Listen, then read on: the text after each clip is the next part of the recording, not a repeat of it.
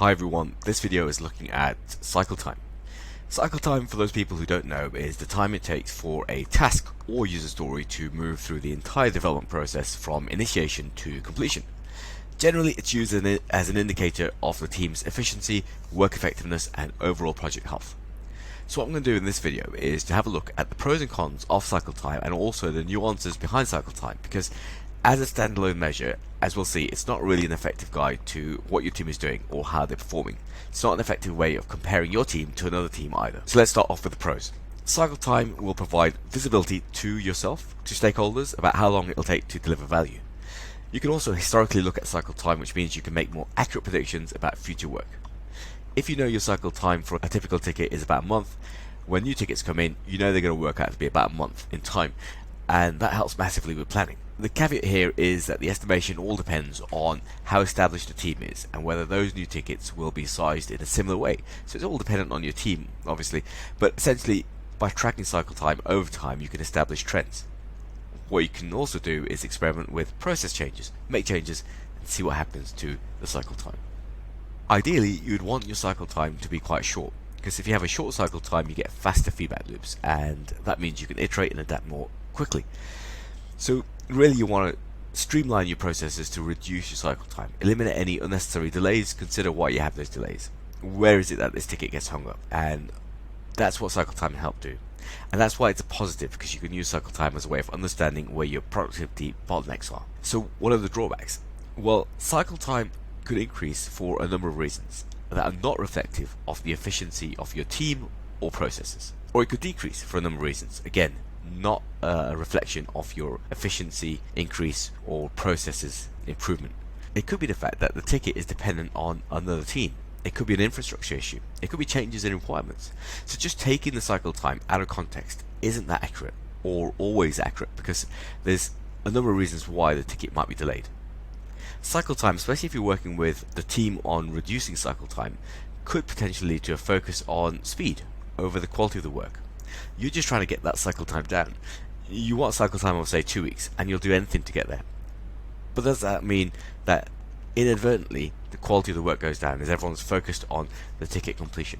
The potential for this, or even for gaming the system, is very high when you're using cycle time as an isolated metric. It might also be the case that you become fixated on shortening that cycle time without addressing the underlying issues. So you find ways of shortening the cycle time. Maybe you split tickets up unnecessarily, so these tickets fly through and your cycle time is reduced. But have you increased the efficiency of your team? You show a reduction in cycle time, which is good, right? But no, because the processes which slow cycle time are still there, they just mask temporarily. In terms of comparing teams, there's no way you can compare one team's cycle time to another team's cycle time. You can't even compare one team's cycle time on one project to the same team cycle time on a different project, because cycle time and what's acceptable as cycle time is so dependent on the context of the project. While there is no universally agreed best cycle time, there are recommendations. We know that we want to keep the cycle time short, but what's short for one project might not be short for a different project. The reason why you want to keep it short is so you can iterate quickly, produce value quickly. So where is cycle time best used? It's best used for high volume repetitive tasks. So if you operate a service where you're getting tickets coming in from, say, for example, an IT desk, these are high volume repetitive tasks, generally likely to have the same size. So that actually works for cycle time. You reduce the cycle time and you've reduced the amount of time you take to deal with user issues. If your cycle time is increased, then the amount of time you're spending dealing with user issues is increased, which means the user is getting a worse service.